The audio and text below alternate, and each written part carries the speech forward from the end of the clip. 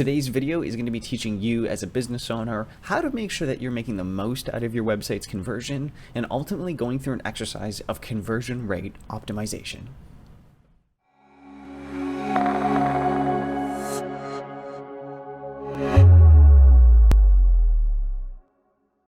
So you're a business owner. You've spent thousands on your marketing budget. You've put together a really sound strategy and you invest in all of the right channels with a really awesome team to execute. But there's a problem. You're still not getting any more sales. Are you confident, truly confident, that your website is engaging, attracting, and optimized to convert your users?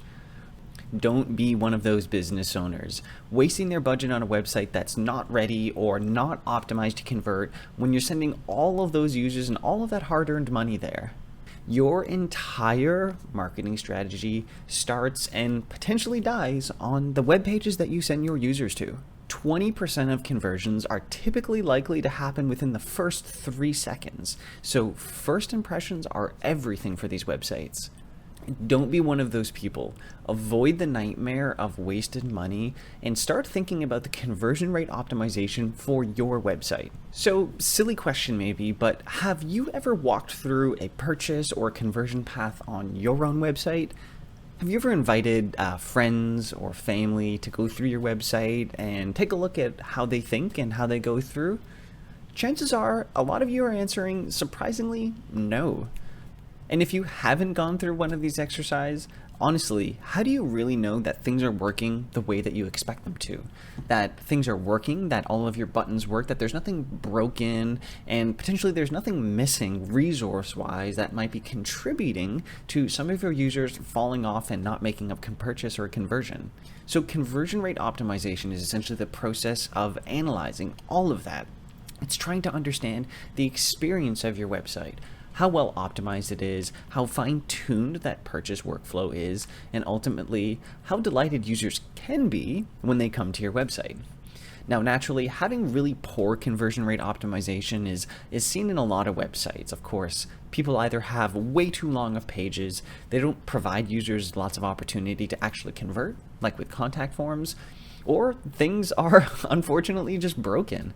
How heartbreaking would it be if you don't even know that some of your products weren't selling online because of one silly setting, like let's say a stock setting, or God forbid your contact form was broken and you didn't even know that for weeks.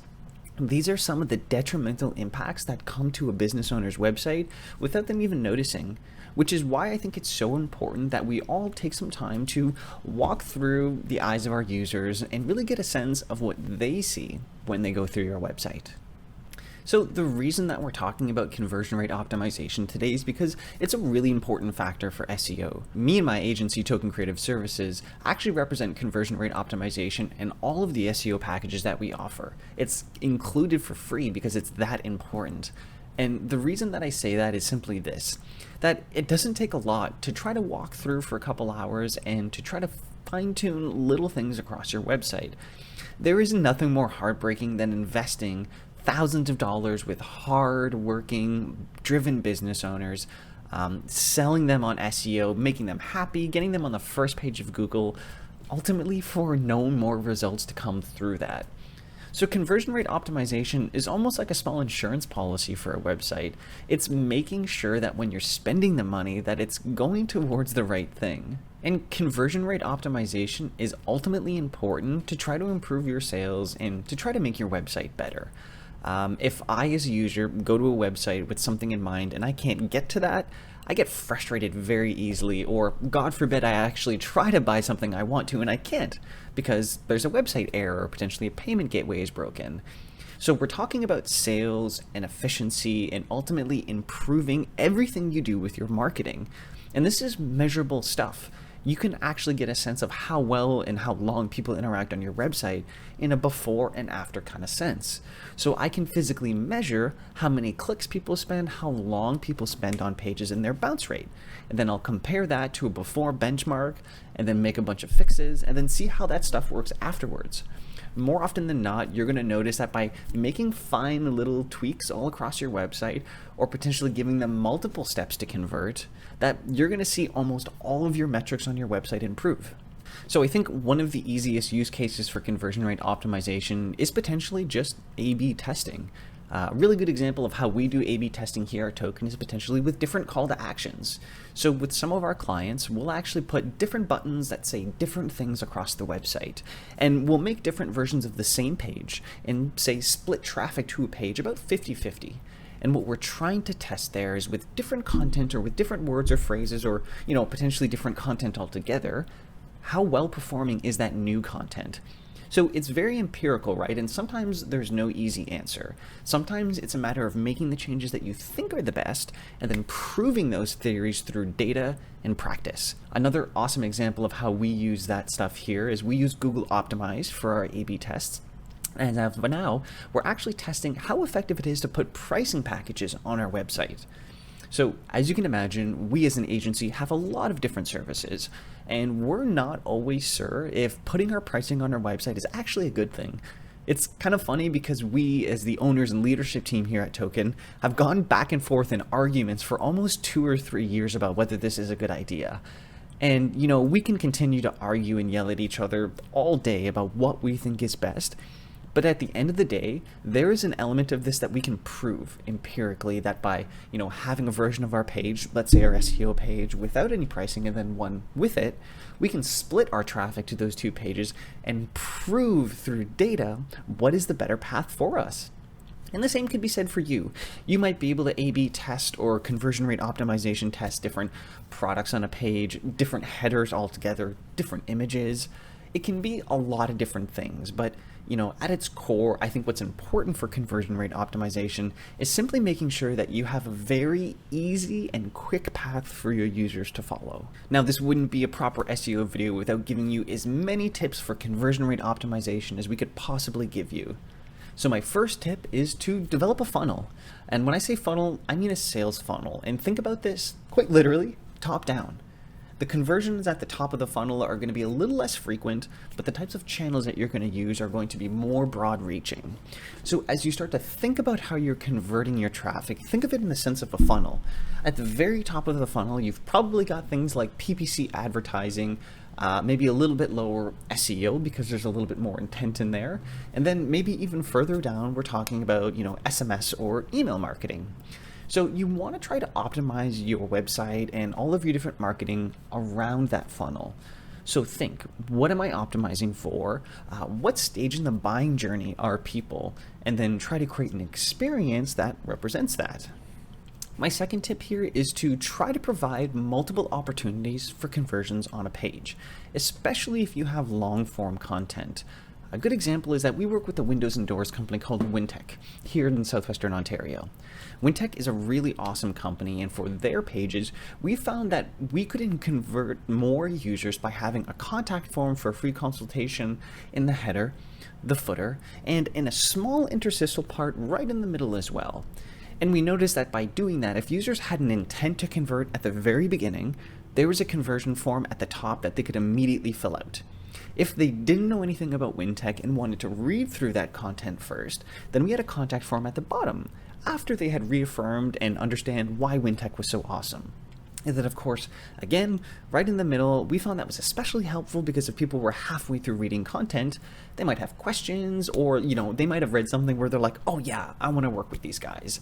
And so you want to make that quick and accessible. If I couldn't find that contact form on a page, I'd probably be frustrated, and honestly, I might just end up leaving the page altogether, which would be heartbreaking as a business owner to know that you could have missed out on a sale like that. Similar to my second point here, point number 3 is to always have a call to action in your footer.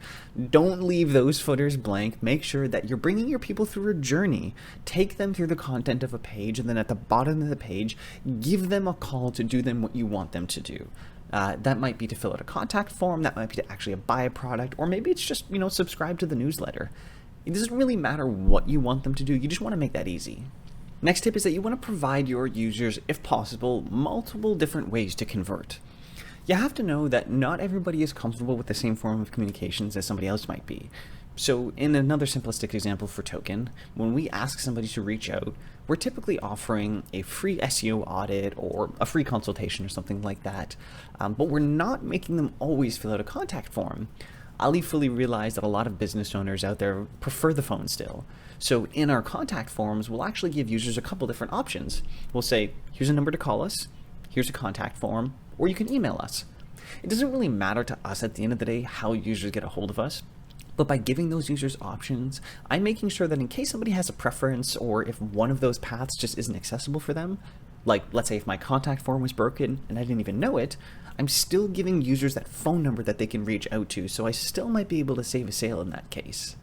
Next tip is to optimize your user interface. Make it beautiful, make it visually friendly, make it appealing.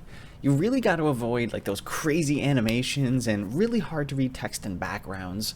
All of these little things add up, and of course, people like beautiful things, so you want to try to make your website as beautiful as you can too. Next is optimize your user experience. So this is the UX part of UI UX. So UI being the interface, those buttons, those physical things. While you want to make those look good, you also have to optimize the experience or the path those people follow. So that could be how many pages do they have to go through? How many clicks does it take them to buy something? You want to avoid distractions and try to make it so that whatever your users are going to do, they have a clear and quick path to do that. Next, test empirically. As I mentioned earlier, A/B tests are a fantastic way to prove any theories or ideas that you or your team might have. Google Optimize is a free A/B testing tool, and there are a lot of awesome other tools out there as well, so prove your theories empirically. Add social proof and guarantees. Users really like testimonials, and users do tend to trust businesses with more reviews.